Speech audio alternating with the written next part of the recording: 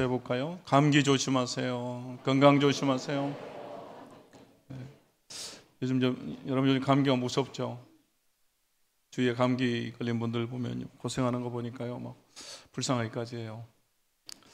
저는 개인적으로 이번 주에 참 감사한 게 뭐냐면요, 이번 주 중에 수요일 저녁에 감기 기운이 있었어요.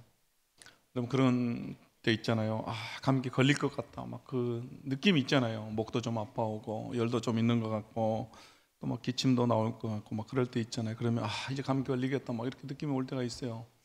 그래서 그날 저녁에 푹 잤어요. 근데 아침에 이제 새벽기도 갔다 와서 보니까 감기가 다 나와버렸어요. 분명히 감기 올 것 같았거든요. 증상이 있었어요. 근데 다음날 보니까 탁 사라져 버렸어요. 그래서 어떤 생각이 들었냐면요, 첫 번째로 든 생각이 주위에서 제가 뭐라고 많이들 기도해 주셨구나, 기도해 주셨구나, 그런 생각이 들었어요. 기도해 주셔서 이번에도 또 잘 넘어갔습니다. 제가 이렇게 감기를 잘 걸리는 편이거든요. 근데 요즘은 다들 기도 많이 해주셔가지고 감기 잘 안 걸려요. 왔다가도 가버리고. 그래서 이것이 주의 은혜고 또 성도들이 기도해 주신 덕분이다, 이런 생각을 하게 됐습니다. 그리고 또 한 주간 은혜가 되었던 것은요, 우리가 지난 한 주간부터 성경을 읽고 있습니다. 창세기 1장에서부터 읽고 있는데 여러분들이 저한테 연락했어요. 목사님 너무 은혜가 돼요. 또 전화 주신 분도 계시고 또 저기 카톡 주시는 분도 계시고 또 자기가 은혜를 나눠주신 분들도 있어요. 그러면서 우리가 매일 아침에 그날 읽어야 될 그 성경의 핵심 내용을 알려주잖아요. 그래서 그걸 읽고 또 성경을 읽으니까 더 이해가 되고 은혜가 된대요. 그러면서 목사님 은혜가 되고 감사해요, 이렇게 나눠주신 분들도 있었습니다. 그래서 제가 보니까 저도 은혜가 됐어요. 그 감사를 나누고 은혜를 제가 들으면서 저도 은혜가 됐습니다. 여러분, 미국의 베스트셀러 작가 멜로디 비티가요, 감사에 대해서 이런 말을 했습니다. 감사는 과거의 의미를 말해주고 오늘을 위한 평안을 가져오고 내일을 위한 비전을 창조한다. 여러분, 이해가 되십니까? 우리가 감사하면 과거의 슬픔도 괴로웠던 일도 그 역경도 주신 하나님의 뜻, 그 의미를 우리가 알게 되는 거예요. 다시 그것을 해석하게 되는 거예요. 그리고 또 우리가 감사하면 오늘 나에게 평안이 주어집니다. 그리고 놀라운 것은 저는 이 마지막이 너무너무 은혜가 됐어요. 내일을 위한 비전을 창조한다. 여러분, 감사하면요 내일의 길이 보이게 되는 거예요. 비전이 보이게 된다, 그 말이잖아요. 여러분, 감사하는 자에게로 놀라운 역사가 있는 줄로 믿습니다. 그래서 저는 우리가 매일 감사해야 될 뿐만 아니라 또 감사하는 마음으로 우리가 뭘 해야 되겠습니까? 여러분, 감사한 마음으로 뭐 해야 돼요? 성경 읽어야죠. 여러분, 성경 읽어야죠. 불평하지 말고, 아이고 그래도 또 읽으라니까 억지로라도 읽어야지, 여러분 그러지 말고 어떻게 읽으라고요? 감사하는 마음으로, 감사한 마음으로. 여러분, 감사합니다. 여러분, 그럴 때 여러분 얼마나 놀라운 역사가 있겠어요. 감사만 해도 이런 역사가 있는데 그 마음으로 우리가 또 성경을 읽으면 하나님께서 놀라운 역사를 일으켜 주실 줄로 믿습니다. 그래서 여러분, 저는 기대가 돼요. 1년 동안 어떤 역사가 일어날까? 우선 내 삶에, 또 우리 성도들의 삶에 하나님 말씀을 매일 묵상하는 읽는 우리 성도들의 삶에 어떤 역사가 일어날까? 여러분, 기대가 됩니다. 여러분, 기대해도 좋습니다. 그래서 여러분, 혹시라도 내가 지난주에 못 읽었다, 여러분 괜찮아요. 지난주 건 덮어버리고 이제 이번 주부터 읽을 거, 창세기 25장부터 우리가 읽잖아요. 이번 주 것도 읽으면 됩니다.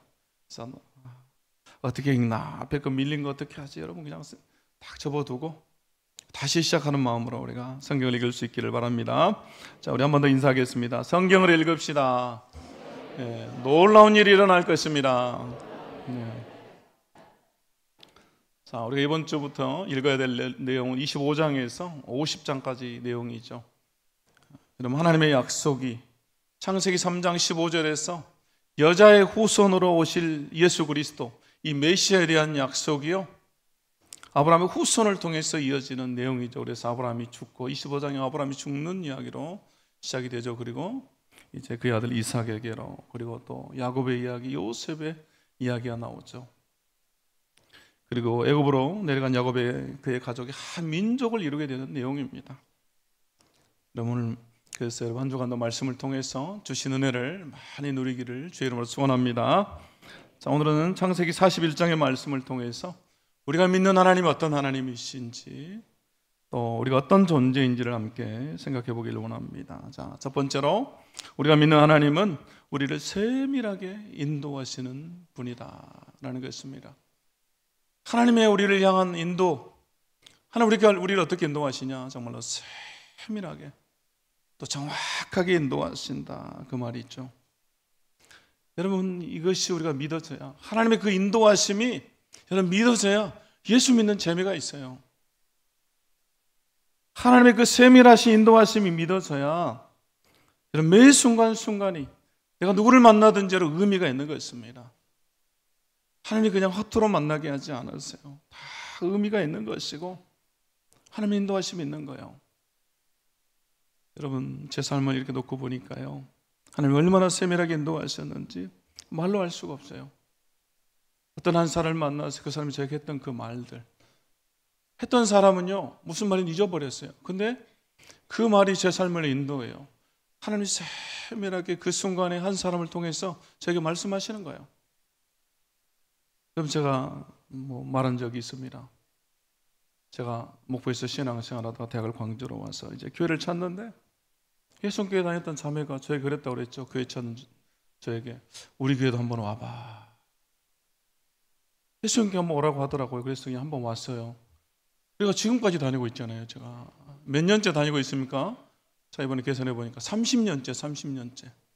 제가 한 번도 예수교회를 떠나지 않고, 보통 부교육자하고 부목사면 또 다른 교회도 많이 가서 섬기고 그러는데 저는 회성교회에서만 섬겼어요. 또 선교사 하는 동안에도 우리 교회에서 저를 파송했기 때문에 이게 주파송이에요. 그래서 제가 다른 교회 안 가고 이 교회 계속 다니고, 그리고 제가 선교 가면서요, 보통 이제 선교 가면 주소를요, 자기가 집이 있으면 자기 집이나 아니면 또 부모님 있는 집에다 이렇게 옮겨놓고 가요, 주소를. 왜냐면 우편물도 받고 막 그래야 되잖아요. 근데 저는 그냥 교회에 그 사택 살던 주소에다 그냥 두고 가버렸어요. 그래서 1년에 한 번, 2년에 한 번 오면 장로님이 혹시 우편물 와 있습니다 이렇게 챙겨주더라고요. 그래서 나중에 보니까 교회에서 2주차장 이렇게 만들면 확장하면서요, 제 살았던 사택을 밀어버렸어요. 그리고 집도 사라져버리고 다 멸시되고 사라졌어요. 근데 그 주차장에 산다고 우리 가족 5명이 돼 있더라고요. 주소가 그대로 돼 있어요. 그냥 제가 안 가져갔으니까 구청에서 의심도 안 하나 봐요. 어떻게 주차장에서 사람이 사나, 텐트 치고 사나 한 번에 들여다봐야 되는데 아무 의심도 안 하고 그냥 그 주소 그대로 있더라고요. 그래서 그냥 저도 10년 동안 그대로 놔둬버렸어요. 그리고 이제 해성교회 다시 이제 사택에도 옮겼습니다. 그럼 저는 이게 떠난 적이 없어요. 그 자매가 우리 교회 한번 와봐, 그 한마디에 제가 또 여러분 28살에 막 결혼하고 어찌 보면 청년이죠. 그때 선교에 대한 열정이 있어서 다시 선교를 갔어요. 그리고 선교하다 2005년에 저희 아내 할아버지가 소천에 하셔가지고 한국에 잠깐 들어왔어요. 그때 소천에 하셔가지고 이제 안 목사님께서 장례식장에 오셨죠. 오셔가지고 같이 이제 식사하면서 이야기를 하는데, 모르겠어요, 목사님이 기억을 하실지. 잊어버릴 수도 있겠죠. 근데 목사님 저한테 한마디 하세요. 이제 선교 그만하고 들어와서 신학 공부하면 좋겠다, 그렇게 말씀하신 거예요. 목사님 짧게 한 말씀 하셨어요. 제가 그 앉아있던 모습, 하시던 모습이 지금도 기억이 나요. 근데 그 말씀을요, 제가 들을 때 사실은 저희 선교지에 사역이 막 일어나고 있었기 때문에 전 더 있고 싶었어요. 근데 목사님 그 말씀 하셨잖아요. 근데 그 말씀 가지고 기도하는데요, 그게 하나님 인도하심이었어요. 딱 맞는 그때 하나님께서 저에게 그 말씀하시는 거예요. 그래서 제가 2005년 말에 한국에 들어와서 신학 공부하고 또 부목사로 섬겼어요. 그리고 안 목사님의 지도를 받고, 그리고 제가 지금 이렇게 있게 된 거예요. 아무것도 아닌 것 같지만요, 제 삶을 이렇게 쫙 펼쳐놓고 보면요, 그 순간순간 한 사람을 통해서 또 어떤 순간을 통해서 하나님이 세밀하게 인도하신 거예요. 한치 오차도 없이 그 순간에 누군가 그 말을 저한테 해야 돼요. 그래야 제가 그 말을 듣고 제 삶을 또 결정하게 돼요. 제가 그걸 너무너무 많이 깨닫게 돼요. 그 한치 오차라도 일어나면요, 제가 다른 길을 가겠죠. 어쩌면 제가 여기 없을 수도 있습니다. 하나님이 그렇게 세밀하게 저와 여러분의 삶을 인도하십니다. 요셉도 마찬가지입니다. 오늘 말씀은요, 요셉의 이야기 중에서 요셉이 바로의 꿈을 해석하는 내용이에요. 그리고 총리로 세워지는 내용이죠. 그런데 우리가 이 앞에까지 40장까지의 내용을 보면요, 요셉의 삶에서 그가 꾸었던 꿈과는 반대의 길로 가는 것 같아요. 하나님 마치 그의 삶을 포기해버린 것처럼, 인도하지 않은 것처럼 보여요. 어떻게 하나님이 이러실 수가 있나라는 생각이 들 정도로 그의 삶은 반대로 가는 것처럼 보입니다. 여러분, 요셉의 꿈이 뭐였습니까? 창세기 37장 7절과 9절에 보면요, 이렇게 나오죠. 우리가 밭에서 곡식단을 묶더니 내 단은 일어서고 당신들의 단은 내 단을 둘러서서 자라더이다. 또 9절에서 요셉이 이렇게 말해요. 요셉이 다시 꿈을 꾸고 그의 형들에게 말하여 이르되 내가 또 꿈을 꾼즉 해와 달과 열한 별이 내게 절하더이다 하니라. 요셉의 곡식단은 서 있고 그의 형제들이, 부모가 그에게 절하는 꿈이에요. 또 해와 달과 별이 그에게 절하는, 그의 부모 형제들이 다 그에게 절하는 꿈입니다. 이 꿈과 그의 삶은요, 지금 반대로 멀어지고 있는 것처럼 보여요. 그는 형들의 미움을 받아서 애굽으로 팔려가게 됩니다. 팔려간 보디발 장군의 집에서 열심히 봉사해요. 주인이 하나님의 함께 하심을 보면서 그를 가정 총무로 세우고, 이제 다시 꿈이 이루어지려나 하는데요, 보디발 장군의 아내가 그를 유혹하죠. 그걸 거절해서 믿음을 지키고 범죄하지 않으려고 하다가 또 감옥에 가게 됩니다. 어찌 보면 꿈에서 또 멀어지는 거예요. 그리고 감옥에서 애굽 왕 바로의 술 맡은 관원과 떡 맡은 관원장의 꿈을 해석해 주죠. 이제 됐다 라고 요셉이 생각할 수 있습니다. 그런데 여러분, 어떻게 됩니까? 40장 23절에 보니까요, 이렇게 나오죠. 우리 21절부터 같이 한번 읽어볼까요? 천천히 한번 읽어보겠습니다. 시작. 바로의 술 맡은 관원장은 전직을 회복하며 그가 잔을 바로의 손에 받들어 드렸고, 떡 굽는 관원장은 매달리니 요셉이 그들에게 해석함과 같이 되었으나 술 맡은 관원장이 요셉을 기억하지 못하고 그를 잊었더라. 요셉은 또 잊혀져 버렸어요. 자신의 꾸었던 꿈과는 또 멀어지는 것 같습니다. 그리고 오늘 창세기 41장 1절이 여러분 어떻게 시작합니까? 1절 보시면 만 2년 후에 바로가 꿈을 꾼즉 자기가 나일 강가에 서 있는데, 2년 후에라는 말로 시작하죠. 그는 2년 동안 감옥에 더 있습니다. 그럼 밖에서 자유로운 삶을 2년을 더 산 게 아니라 감옥에 갇혀서 2년을 더 산 거예요. 우리가 요셉 이야기를 알기 때문에, 결말을 알기 때문에 여러분, 그럴 수 있다라고 말하지만, 여러분 감옥에 2년 갇혀 있어 보세요. 우리가 군대에서 여러분 2년만 있어도 얼마나 힘듭니까? 저는 지난주에 제가 전방에 GOP 있다가 말라리아 걸렸다고 그랬잖아요.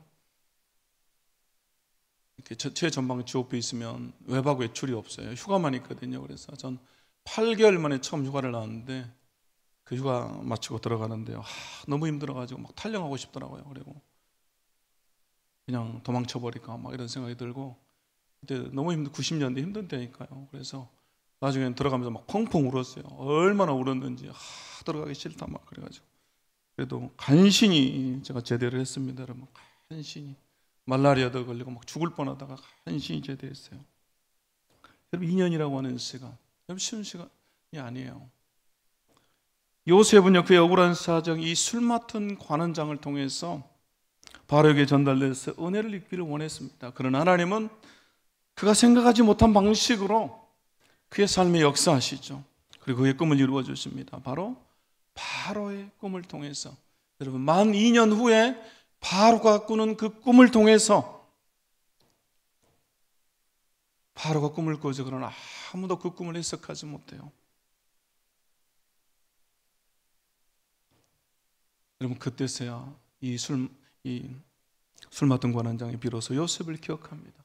여러분, 그 순간에 2년 후에 바로가 꿈을 꾸고, 여러분 그 순간에 아무도 해석해내지 못하는 그 순간에 이 관원장이 요셉을 생각해내야 하나님의 역사가 이루어지는 거예요. 여러분, 그래서 9절에 보시면요, 술 맡은 관원장이 바로에게 말하여 이르되 내가 오늘 내 죄를 기억하나이다. 바로께서 종들에게 놓아서 나와 떡 굽는 관원장을 춘희제사장의 집에 가두셨을 때 나와 그가 하룻밤에 꿈을 꾼즉 각기 뜻이 있는 꿈이라. 13절 12절 그곳에 춘희제사장의 종된 히브리 청년이 우리와 함께 있기로 우리가 그에게 말하매 그가 우리의 꿈을 풀되 그 꿈대로 각 사람에게 해석하더니 그 해석한 대로 되어 나는 복직되고 그는 매달렸나이다. 요셉을 생각해내는 거예요. 그 순간에. 그리고 14절 우리 같이 한번 읽어보겠습니다. 14절 말씀 시작. 이에 바로가 사람을 보내어 요셉을 부르매 그들이 급히 그를 옥에서 내놓은지라. 요셉이 곧 수염을 깎고 그의 옷을 갈아입고 바로에게 들어가니. 여러분, 그제서야 요셉은 바로 앞에 서게 됩니다. 그리고 꿈을 해석하는 것이죠. 그리고 총리로 세워지게 됩니다. 마치 소년이 흐른 후에 하나님이 일하시는 것 같지만 이 모든 과정에 하나님의 세밀하신 정확하신 인도하심이 있는 것입니다. 요셉이 나중에 그걸 깨닫게 돼요. 그래서 45장에서 그가 뭐라고 말합니까? 그 형제들 앞에서 이렇게 말하죠. 하나님이 큰 구원으로 당신들의 생명을 보존하고 당신들의 후손을 세상에 두시려고 나를 당신들보다 먼저 보내셨나니. 하나님이 나를 먼저 보냈다 이렇게 말하죠. 그리고 8절에서 그런즉 나를 이리로 보내있는 당신들이 아니요 하나님이시라. 하나님의 역사하심이었다. 하나님이 섬세하게 작업하셨다, 일하셨다라고 고백하고 있습니다. 결국을 깨닫게 된 것이죠. 그를 애굽으로 팔려가게 하신 분도, 그리고 종살이하다 감옥으로 가게 하신 분도 다 하나님이시다. 2년 동안 잊혀지게 하신 분도 하나님이시다라는 것입니다. 여러분, 우리 삶도 마찬가지입니다. 여러분, 우리 삶에 우연히 이루어지는 일들은 없습니다. 다 하나님 우리를 향한 세밀하신 인도하심 속에 있는 것입니다. 그리고 그 인도하심이 여기까지 우리를 인도했습니다. 여러분 믿습니까? 그러므로 사랑하는 성도 여러분, 내 삶에 아직 터널을 지나고 있는 것 같습니까? 내 삶이 감옥에 있는 것 같습니까? 아직도 바라는 일이 내 삶에서 이루어지지 않았습니까? 잊혀진 것 같고 홀로 남은 것 같습니까? 여러분, 그런다 할지라도 낙담하거나 실망하지 않기를 바랍니다. 그럼 낙심하지 않기를 원합니다. 절망하지 않기를 원합니다. 포기하지 않기를 원합니다. 우리를 향한 하나님의 그 세밀하신 인도하심은 여러분 계속될 것입니다. 우리가 하나님 우리가 신뢰하면서 다시 한번 주님 앞에 우리가 나가야 할 줄로 믿습니다. 그때 하나님의 방법으로 하나님께서 우리를 다시 한번 인도하시고 우리를 다시 한번 살리실 것입니다. 두 번째로 우리가 믿는 하나님은 우리에게 평안의 답을 주시는 분이십니다. 우리에게 평안의 답을 주시는 분이다. 우리 인생의 답, 우리 삶에 평안한 답을 주시는 분이 하나님이시라는 것입니다. 이제 급하게 감옥에서 나온 요셉이 바로 왕 앞에 서게 됩니다. 그리고 요셉이 첫 번째로 왕에게 하는 말이 뭡니까? 오늘 16절에 이렇게 나오죠. 우리가 같이 한번 16절 말씀 읽어보겠습니다. 시작. 요셉이 바로에게 대답하여 이르되 내가 아니라 하나님께서 바로에게 편안한 대답을 하시리라. 아멘. 내가 아니라 하나님께서 편안한 대답을 주실 것입니다. 여기 편안하다라고 하는 단어는 샬롬이라는 말이죠. 샬롬의 평강입니다. 우리 하나님께서 주시는 평안이고 행복이고 위로고 안전을 말하죠. 우리 하나님께로부터 오는 거예요. 샬롬의 평강. 지금 이 애굽 왕 바로는요, 번민하면서 괴로워하고 있습니다. 그 누구도 그의 꿈을 해석해 주지 못하기 때문에 애굽의 모든 점술가들도 현인들을 다 해석하지 못하기 때문에 그가 너무너무 괴로운 거예요. 고통 중에 있습니다. 그의 삶이 고통이에요. 그런데 감옥에서 이제 막 나온 히브리 청년이 하나님께서 평안한 답을, 샬롬의 답을 주실 것입니다 라고 말하고 있어요. 여러분 마찬가지입니다. 우리 삶에 평안한 답을 주시는 분이 누굽니까? 누가 우리 삶에, 저와 여러분의 삶에 평안한 답을 주십니까? 우리 하나님이 주세요. 하나님이 저와 여러분에게 편안한 답을 주실 것입니다. 여러분, 오늘 요셉은요, 내가 아니라 하나님께서라고 말해요. 내가 아니라 하나님께서. 여러분, 이 말은 무슨 말입니까? 난 능력이 없다는 거죠. 나는 해석할 능력이 없다, 그 말이에요. 내가 할 수 있는 것이 아니다. 하나님이 하신다. 하나님을 인정하는 거죠. 나를 인정하는 것입니다. 나는 아무것도 할 수 없지만 하나님만이 하실 수 있다라고 인정하는 것입니다. 요셉은 죄수입니다. 아무리 좋은 옷을 입히고 그의 수염을 밀었어도 그의 신분은 죄수예요. 그런데 그는 왕 앞에서 내가 아니라 하나님께서 하신다라고 고백하고 있어요. 이거 거짓의 고백이 아니죠. 진실한 고백입니다. 그는 노예로 팔리고 감옥에 있는 그 순간을 통해서 겸손하게 하나님의 사람으로 된 것입니다. 그래서 이런 고백을 할 수가 있는 거예요. 내가 아니라 하나님께서 하십니다. 저는 이 말씀을 읽으면서요, 너무너무 은혜가 됐어요. 저도 여러분처럼 이렇게 매일 성경을 똑같이 읽죠. 그렇지만 저는 이제 설교를 해야 되기 때문에 다음 주에 읽어야 될 것도 저는 미리 이제 몇 번 또 이렇게 먼저 읽어요. 그래서 이 말씀, 다음 주에 읽어야 될 말씀 묵상하면서요, 제가 이 말씀이 너무너무 은혜가 됐어요. 그러면서 제가 정한 이 창세기의 주제가 뭘까? 저는 이렇게 성경을 통독하면요, 매 권을 또 읽으면서 또 절제 일독을 하면서 하나님께서 생각나게 하신 그 주제가 있어요. 한번 일독할 때마다 뭐 학자들이나 책에 나오는 그런 주제 말고 하나님께서 저에게 감동하시고 은혜 주셔서 정하게 하신 주제가 있거든요. 근데 이번에 저는 이 창세기를 읽으면서 이 주제를 정해서 내가 아니라 하나님께서, 내가 아니라 하나님이 하신다. 여러분, 이 말씀에 창세기 전체를 관통해요. 아담의 삶도, 여러분 노아도, 아브라함도, 이삭도, 야곱도, 요셉도 내가 아니라 하나님이라고 마지막에 다 고백해요.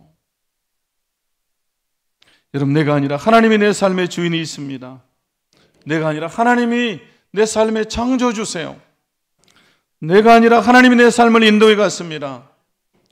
또한 여러분, 내가 아니라 하나님께서 내 가정을 이끄시는 주인이 있습니다. 내가 아니라 하나님이 내 일터의 사업처의 주인이세요. 하나님이 사장님이세요. 또 내가 아니라 하나님이 내 자녀들의 주인이십니다. 우리가 날마다 이걸 인정해야 돼요. 마치 자녀들의 삶이 내 것인 것처럼 우리가 하려고 하지만 자녀들의 삶도 하나님의 것이에요. 내가 아니라 하나님이. 여러분, 우리가 고백해야 돼요. 저도 날마다 고백해요. 우리 아이들 보면요, 아이고 막 화날 때가 너무너무 많아요. 혼내고 나서 또 고백해요. 아이고 하나님 죄송합니다. 내가 아니라 하나님이 주인인데 또 내가 주인처럼 행세했습니다. 그럴 때가 너무너무 많습니다. 그래서 우리가 아이들에게도 말해야 돼요. 내가 아니라 이제 하나님이 네 삶의 주인이다. 하나님이 네 삶 책임져 줄 거야. 아이들에게 여러분 이 말 해줘야죠. 뿐만 아니라 여러분 이 나라 민족도 마찬가지입니다. 내가 아니라 하나님이, 여러분 정치가들이 아니라 하나님이 이 나라 민족의 주인이세요. 믿습니까? 결국 여러분 우리가 언제 삶의 정답을 알게 됩니까? 언제 평안한 답을 여러분 우리가 얻게 됩니까? 내가 아니라 하나님이라고 진정으로 우리가 고백할 때 여러분 우리는 평안한 답을 얻게 되는 거예요. 내 삶의 정답을 찾게 되는 것입니다. 그리고 이제 우리 그리스도인들은 오늘 요셉처럼 불안해서 답을 찾고 헤매는 이 세상 사람들에게 주님이 정답이다라고, 우리 주님이 평안한 답을 주신다라고 우리가 전하는 자들이 되어야 되는 것입니다. 우리 주님이 말씀하셨어요. 요한복음 14장 6절에서 내가 곧 길이고 진리고 생명이다. 나로 말미암지 않고는 아버지께로 올 자가 없다. 이 말이 무슨 말입니까? 내가 정답이다 그 말이잖아요. 내가 정답이다. 내가 길이고 진리고 생명이다. 그리고 사도행전에서도 뭐라고 말씀합니까? 천하 사람 중에 구원을 받을 만한 다른 이름을 우리에게 주신 일이 없다. 다른 정답은 없다 그 말이잖아요. 다른 길, 다른 진리, 다른 것은 없다. 우리 주님이 정답이다. 여러분 다른 답은 없습니다. 그러므로 그들에게 우리가 예수 그리스도를 전해야죠. 나만 알고 있는 것이 아니라 다른 사람에게도 우리가 전하는 우리가 되어야 할 줄로 믿습니다. 세 번째로 우리가 같이 한번 읽겠습니다. 세 번째 시작. 하나님은 아멘. 하나님 위기의 때 사람을 세우시는 분이다. 하나님은 사람을 세우신다 그 말이에요. 사람은 위기의 때 방법을 찾고 방법을 강구하지만 우리 하나님은 사람을 택하십니다. 그리고 사람을 세우세요. 그래서 위기를 극복하게 하시는 분입니다. 이제 요셉이 바로 이 꿈을 해석해요. 25절부터 우리 같이 한번 천천히 한번 읽어보겠습니다. 25절부터 우리 한참 읽겠습니다. 41장 25절. 자, 25절을 띄워주세요. 자, 읽겠습니다. 25절부터 함께 읽겠습니다. 시작. 요셉이 바로에게 아뢰되 바로의 꿈은 하나라. 하나님이 그가 하실 일을 바로에게 보이심이니이다. 7 좋은 암소는 7배요 7 좋은 이삭도 7배니 그 꿈은 하나라. 그 위에 올라온 파리하고 흉한 7소는 7년이요 동풍에 말라 속이 빈 7 이삭도 7배 흉년이니. 28절 내가 바로에게 이르기를 하나님이 그가 하실 일을 바로에게 보이신다 함이 이것이라.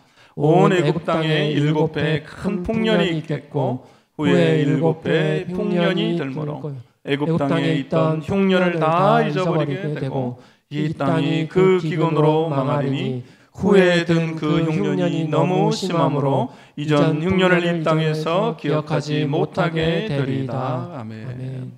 이런 바로의 꿈은 뭡니까? 7배 대풍년이 있을 것이고 그리고 다시 7년에 대흉년이 있을 것이다. 그런데 이 흉년이 얼마나 심한지 앞에 있었던 대풍년을 다 집어삼켜버리고 다 잊어버리게 될 것이다. 그 말이죠. 이제 요셉은요 꿈을 해석합니다. 그리고 해석하는 것으로 그치지 않고 대비책을 내놓아요. 대비책을 넣어놓습니다. 그래서 33절 보시면요, 이제 바로께서는 명철하고 지혜 있는 사람을 택하여 애굽 땅을 다스리게 하시고 사람을 택하라고 그러죠. 사람을 택하라. 그리고 이어서 34절에서 36절 보면요, 이 풍년의 때, 흉년의 때를 준비해라 이렇게 말하죠. 대비하라고 말합니다. 흉년을 대비해라. 양식을 쌓아서 흉년을 대비해라 이렇게 말하고 있습니다. 결국 중요한 것은 뭡니까? 사람을 택해서 세우는 거예요. 그럼 여러분, 지금 요셉이 말한 이 사람 누굽니까? 결국 요셉 자신이잖아요. 결국 요셉이 총리가 되어서 쓰임을 받습니다. 그러므로 이 모든 배우 여러분 역사하는 분이 누굽니까? 우리 하나님이세요. 우리 하나님은 흉년의 때 요셉을 택해서 주의 수많은 사람들을 생명을 살리는 복의 통로로 사용하세요. 복을 받게 하세요. 아브라함에게 여러 가지 그 약속이 이루어지잖아요. 그리고 또한 애굽으로 내려간 야곱의 가족들이 다 살게 되고요. 그리고 애굽 땅에서 큰 민족을 이루게 되는 것입니다. 그래서 하나님의 약속이 성취돼요. 여러분, 이처럼 우리 하나님은 결국 위기의 때 사람을 택하여 세우십니다. 그래서 여러분, 우리 교회도 사람을 세우는 교회, 위기의 때 사람을 세우는 교회가 되어야 할 줄로 믿습니다. 그럼 제가 2016년에 이제 선교지에서 제가 이 얘기를 한 적이 있습니다. 중국의 5개 성을 책임지는 캠퍼스 이제 책임으로, 여러분 5개 성 그러면 얼마 아닌 것 같지만 인구가 3억이 넘어요. 그리고 대학생 수만 해도 수백만이 됩니다. 이제 책임을 했다. 이제 그 얘기는 제가 말씀드린 적이 있어요. 근데 이 얘기는 한 적이 없습니다. 제가 이 얘기를 좀 하려고 그래요. 2016년에 제가 책임을 하고 나서 기도하면서, 여러분 리더는 방향을 제시하는 사람이에요.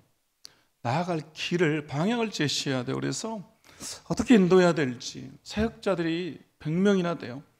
이 사람들과 함께 어떤 방향으로 나아가야 될지 기도하면서 하나님께 구하는데요, 하나님께서 오늘 이 말씀, 창세기의 말씀을 깨닫게 하시고 저한테 주셨어요. 뭐냐면 네가 흉년을 대비해라, 이 말씀을 주셨어요. 흉년을 대비해라, 양식을 준비해라, 이 말씀을 주셨어요. 여러분 36절에 이렇게 나오죠. 이와 같이 그 곡물을 이 땅에 저장하여 양식을 준비하라는 거죠. 애굽 땅에 임할 7배 흉년에 대비하시며 땅이 이 흉년으로 말미암아 망하지 아니하리이다.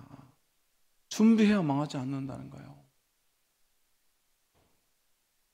그러면서 양식을 준비해라, 네가 준비해라 그런 마음을 줬어요. 이 말씀을 주신데 제가 물었어요. 주님, 양식을 준비한다는 게 뭡니까? 제가 뭘 해야 됩니까? 그때 하나님께서 이 요셉이 하는 말과 같이 네가 사람을 세워라. 이 말씀을 주신 거예요. 사람을 세워라. 처음에는요, 좀 의심이 됐어요. 내가 하는 뜻 잘못한 건 아닌가? 내가 실수하는 건 아닌가?